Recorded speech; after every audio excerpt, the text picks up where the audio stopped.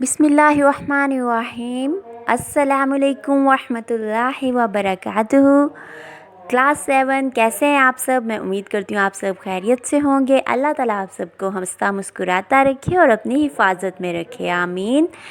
तो ये जो आपको तस्वीर में नज़र आ रहे हैं, लैपटॉप, टैब, मोबाइल, आजकल इसका इस्तेमाल बच्चे बहुत ज़्यादा करते हैं। तो इन चीज़ों से जहाँ पे हम गेम्स खेल सकते हैं, जहाँ पे बाकी सब एक्टिविटीज़ कर सकते हैं, तो इन सब चीज़ों से हम पढ़ाई भी कर सकते हैं। तो आज हमारा इस्लामियत का टॉपिक है ग़ज़वा हुनैन। आइए इसके बारे में जानते हैं। अस्सलामु अलैकुम दोस्तों, आज हम वादी हुनैन के मुकाम पर मौजूद हैं।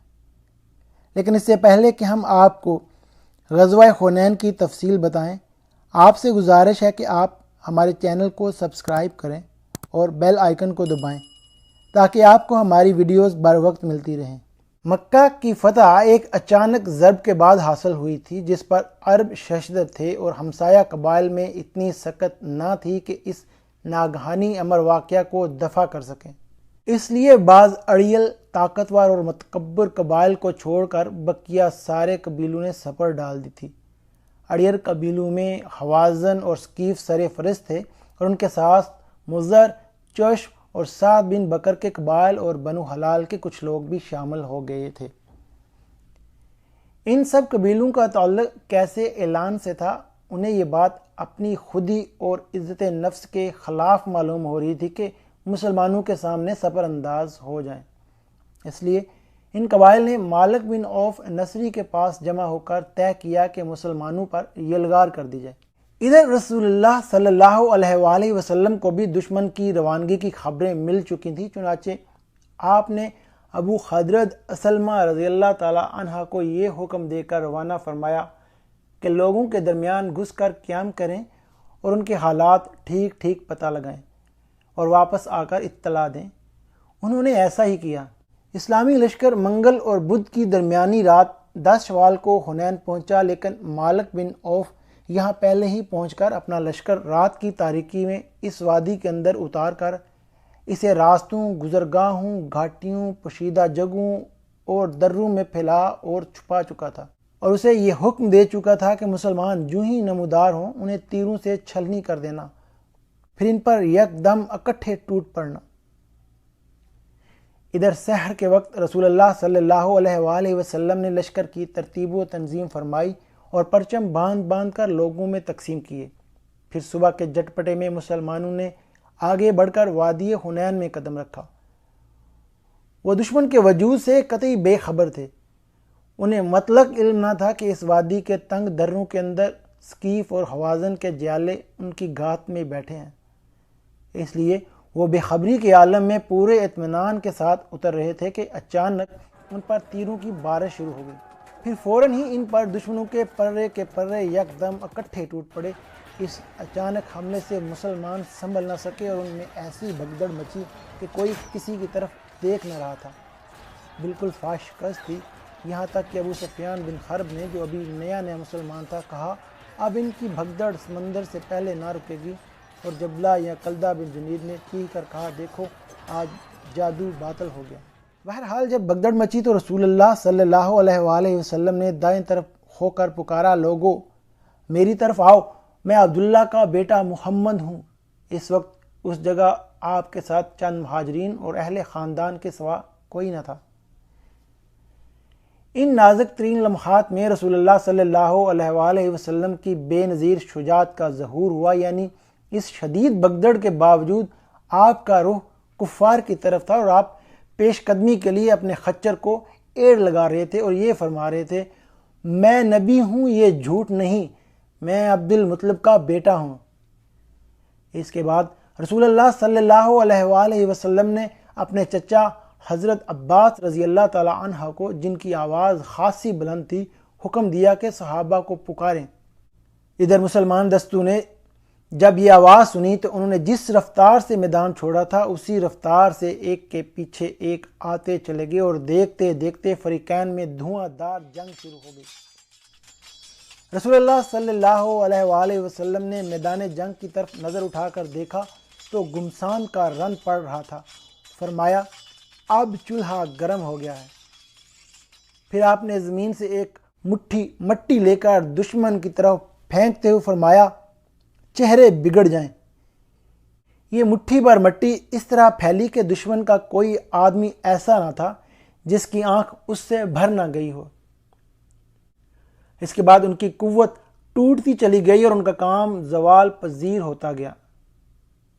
مٹی پھینکنے کے بعد چند ہی ساعتیں گزری تھیں کہ دشمن کو فاش شکست ہوگی۔ سکیف کے تقریباً 70 آدمی قتل کیے گئے اور ان کے پاس جو کچھ مال، ہتھیار، عورتیں اور بچے تھے مسلمانوں کے ہاتھ آئے۔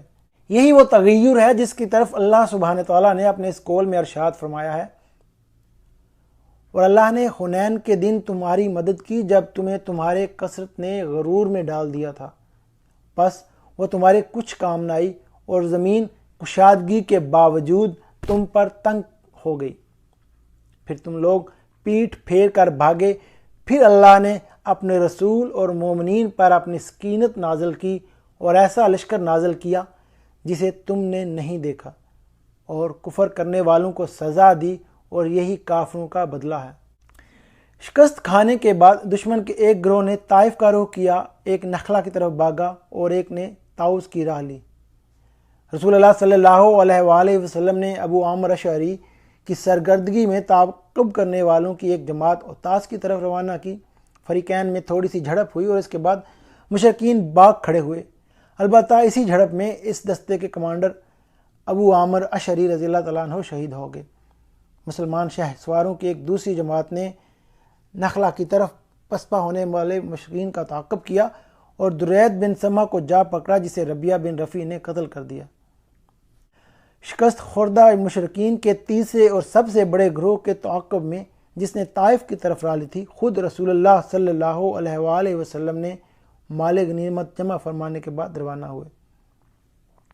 مال غنیمت یہ تھا: قیدی 6000، اونٹ 24000، بکری 40000 سے زیادہ، چاندی 4000، اوقیہ یعنی 1,08,000 درہم، جس کی مقدار 6 کوئنٹل سے کچھ ہی کلو کم ہوتی ہے۔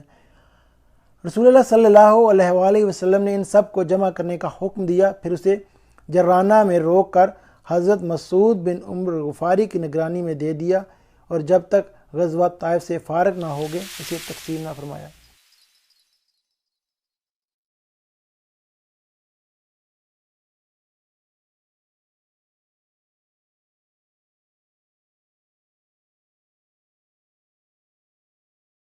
آئیے اسٹوڈینٹس، اب ہم اپنے سبق کی پڑھائی کرتے ہیں کہ جیسا کہ آپ سب اسٹوڈینٹس نے پچھلی کلاسز میں پہلے مسلمانوں کی کچھ جنگوں کے بارے میں پڑھا ہوگا۔ کیا آپ کو یاد ہے اس میں سے کسی بھی جنگ کے بارے میں آپ کو یاد ہو جو آپ نے پہلے پچھلی کلاسز میں پڑھی ہوں؟ جیسا کہ غزوہ بدر کے بارے میں آپ کو پتہ ہوگا، غزوہ احد کے بارے میں آپ نے پڑھا ہے۔ تو آج بھی ہم مسلمانوں اور کافروں کے درمیان بہت سی جنگیں ہوئی ہیں، اور غزوہ اس کو کہا جاتا ہے وہ جنگ جس میں ہمارے پیارے نبی صلی اللہ علیہ وآلہ وسلم نے خود شرکت فرمائی ہو۔ تو مسلمانوں کی یہ بہت مشہور جنگیں ہیں جن سے ہمیں بہت کچھ سیکھنے کو ملتا ہے، اور جس میں کچھ اکثر جنگ ان غزوات میں مسلمانوں کو فتح حاصل ہوئی ہے اور اسلام کا نام روشن ہوا ہے۔ تو اس کے بعد آج ہم پڑھیں گے غزوہ حنین۔ تو غزوہ حنین، اس کا یہ نام کیوں رکھا گیا ہے؟ تو حنین کیا ہے؟ حنین مکہ مکرمہ اور طائف کے درمیان ایک وادی کا نام ہے۔ تو فتح مکہ کے بعد اس مقام پر مسلمانوں اور بنو ثقیف اور بنو حوازن کے قبیلوں میں جنگ ہوئی۔ اس مقام کی نسبت سے اس جنگ کو غزوہ حنین کہتے ہیں۔ یعنی اس جنگ کا نام حنین غزوہ جنگ کیوں رکھا گیا؟ کیونکہ حنین ایک وادی کا نام ہے جس میں کس کے درمیان یہ جنگ ہوئی تھی؟ بتائیں ذرا، کس کے درمیان؟ مسلمانوں اور بنو ثقیف اور بنو حوازن کے قبیلوں میں۔ یعنی یہ بنو ثقیف اور بنو حوازن کے قبیلوں اور مسلمانوں کے درمیان جنگ ہوئی تھی۔ تو اس جنگ کی وجہ کیا تھی کہ کچھ لوگ جو ہے فتح مکہ کے بعد مسلمانوں کے خلاف ہو گئے تھے، تو وہ مسلمانوں کے خلاف کوئی نہ کوئی چالیں چل رہے تھے کہ کسی بھی طرح مسلمانوں کو نقصان پہنچایا جا سکے۔ تو اس لیے پھر کیا ہوا کہ بنو حوازن، بنو ثقیف اور ارد گرد کے قبائل نے مالک بن عوف نصری کی قیادت میں جنگ کی۔ کس کی قیادت میں؟ مالک بن عوف نصری کی قیادت میں جنگ کی تیاری شروع کر دی۔ اب مالک بن عوف جو تھا یہ نصری، یہ جنگ ہر قیمت پر جیتنا چاہتا تھا۔ اب یعنی کہ وہ پوری اپنی تیاری میں تھے کہ جنگ کی تیاری کر کے آئے تھے اس جذبے کے ساتھ کہ ہم نے مسلمانوں کو ہرانا ہی ہے۔ تو اس کے بعد بھی کیا ہوتا ہے، اب وہ تیاری کر رہے ہیں جنگ کی، تو آپ صلی اللہ علیہ وسلم کو اپنے جاسوس کے ذریعے سے پتہ چلتا ہے کہ بنو حوازن اور بنو ثقیف جو ہے قبیلے وہ مسلمانوں کے دشمن بن چکے ہیں اور جنگ کی تیاری کر رہے ہیں۔ تو انہوں نے پھر کس کو روانہ کیا؟ ابو درد اسلمہ ان کو روانہ کیا۔ اب اس کے بعد پھر جیسے ہی مسلمانوں نے یہ سنا کہ کفار مت کے یہ دو قبیلے بنو حوازن اور بنو ثقیف جنگ کی تیاری کر رہے ہیں، تو مسلمانوں نے بھی اپنی تیاری کرنی شروع کر دی۔ کب؟ 6 شوال 8 ہجری کو حنین کی طرف روانہ ہوئے۔ تو آپ صلی اللہ علیہ وسلم کے ساتھ کتنے صحابہ کرام تھے؟ 12,000۔ کتنے صحابہ کرام؟ 12,000، جس میں سے 10,000 وہ لوگ تھے جو فتح مکہ میں شریک تھے اور 2,000 لوگ مکہ کے نو مسلم تھے، یعنی جو مکہ میں نئے نئے مسلمان ہوئے تھے۔ تو یہ پہلا موقع تھا کہ مسلمانوں کی تعداد دشمن کے مقابلے میں زیادہ تھی۔ اس سے پہلے جتنی بھی جنگیں ہو چکی ہیں، جیسا کہ آپ نے غزوہ بدر، غزوہ احد، ان تمام غزوات میں پڑھا، تو مسلمانوں کی تعداد کافروں کی نسبت آدھی سے بھی کم ہوا کرتی تھی، لیکن یہ وہ جنگ تھی جہاں مسلمانوں کی تعداد کافی زیادہ تھی اور ان کے پاس فتح مکہ کے بعد ان کے پاس ساز و سامان بھی کافی زیادہ تھا۔ تو اس لیے پھر بعض جو مسلمان لوگ تھے ان غرور میں آ گئے کہ اب ہم سے کون جیت سکتا ہے، کہ ہماری تو تعداد بھی زیادہ ہے۔ تو اس کے بعد پھر کیا ہوا کہ لوگوں نے اب جیسے ہی انہوں نے دیکھا کہ دونوں لشکر آمنے سامنے ہیں، تو مسلمانوں کے دلوں میں یہ لالچ آ گیا کہ جیسے اگر وہ یہ جنگ جیت جائیں گے تو جو دوسرے جو فریق ہوتا ہے اس کا جو سارا مال ہوتا ہے، دولت ہوتی ہے، اس کا ساز و سامان ہوتا ہے، وہ جیتنے والے کے پاس آ جاتا ہے۔ تو اس کو کہتے ہیں مال غنیمت۔ کیا کہتے ہیں؟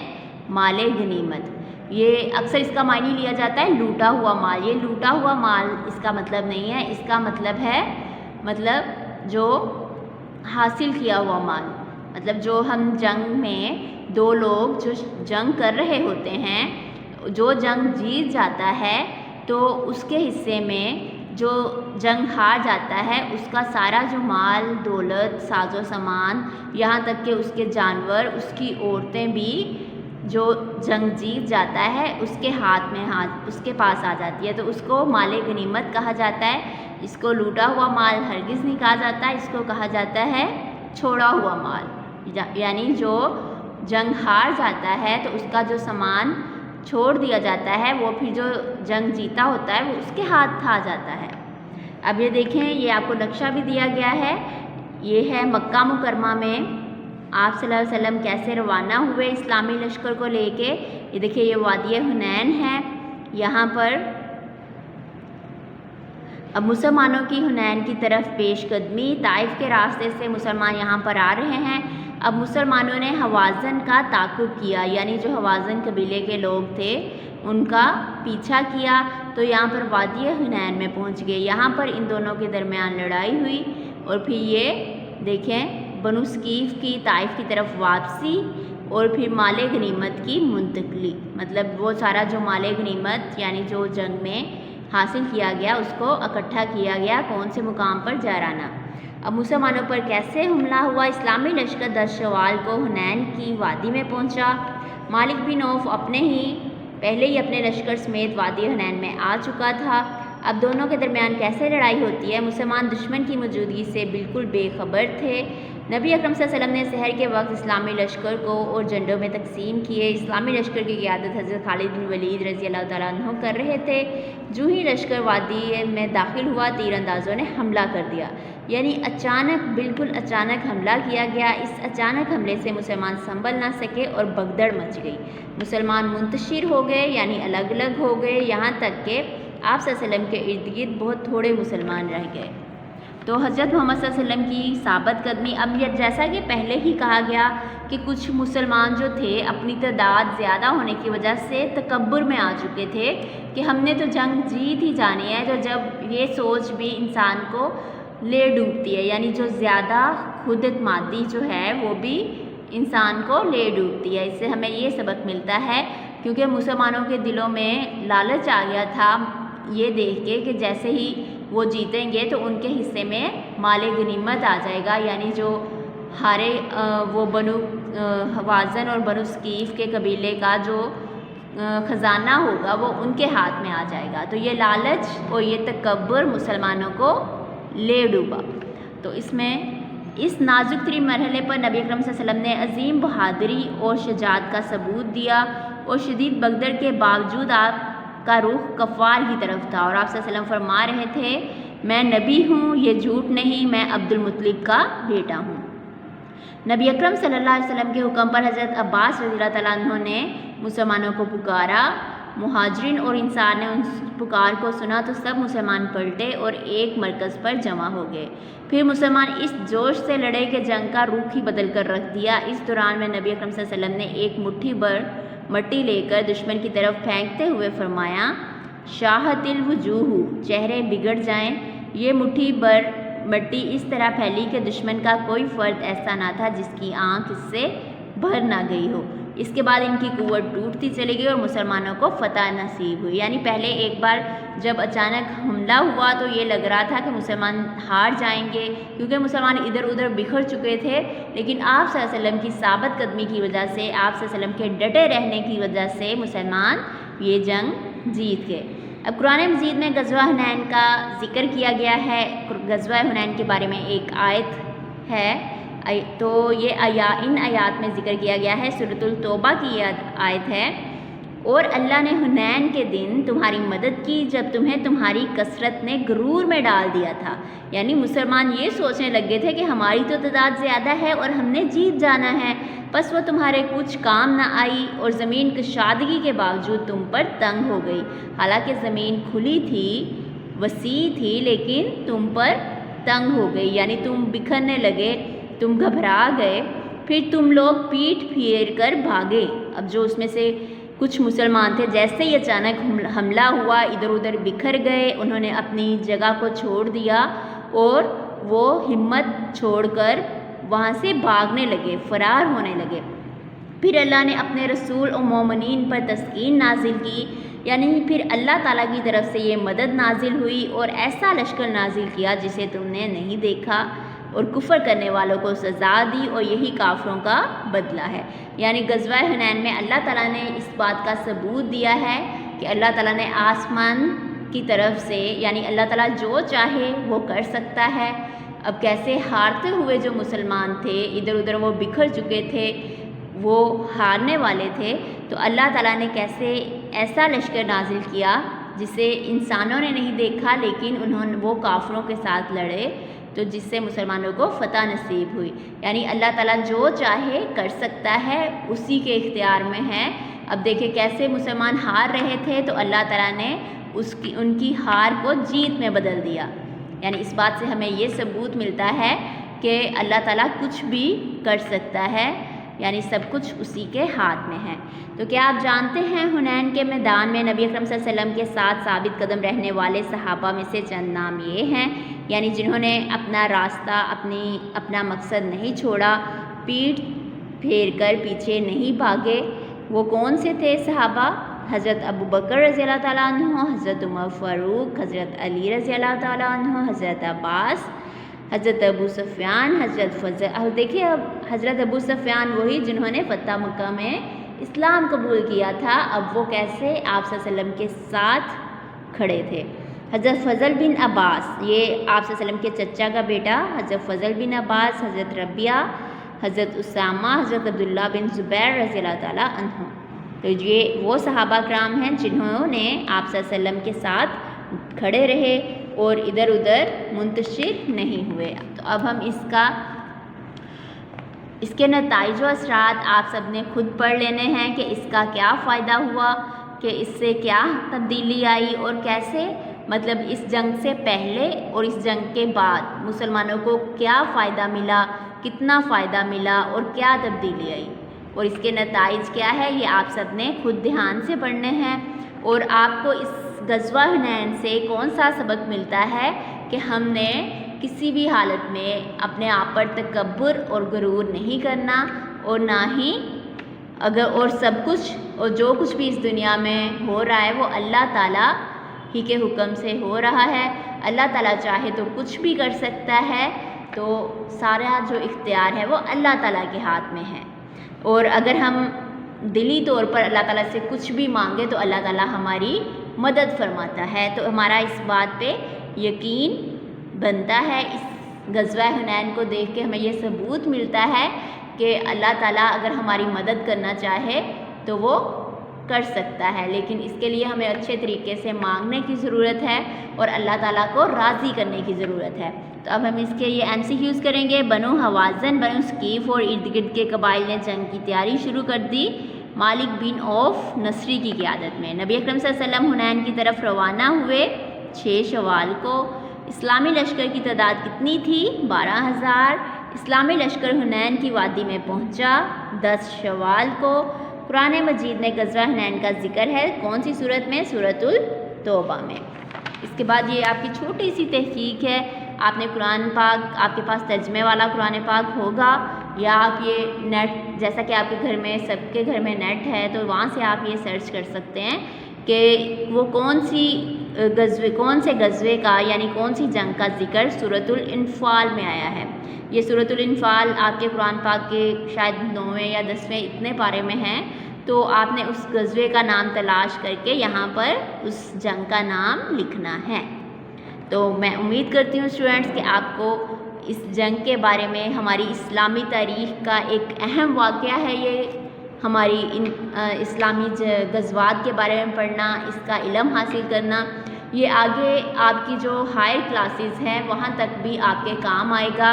یہ غزوات ہماری اسلامی تاریخ کا اہم حصہ ہے کہ ہم مسلمانوں کی کون سی اہم جنگیں ہیں، کون سی ایسی جنگیں ہیں جس میں آپ صلی اللہ علیہ وسلم نے شرکت کی، کون سی جنگوں میں فتح حاصل کی، کون سی جنگوں میں ناکام ہوئے، تو یہ آپ سب کو پتہ ہونا چاہیے، اور شوق سے غزوہ حنین کے بارے میں بھی پڑھیں اور اس کے بارے میں علم حاصل کریں۔ اس کے بعد ہم اگلی ویڈیو میں ملیں گے۔ آپ سب اپنا اور اپنے گھر والوں کا خیال رکھیے گا، اور ہم سب ٹیچرز کو اور اپنے پیرنٹس کو اپنی دعاؤں میں یاد رکھیے گا۔ اللہ حافظ۔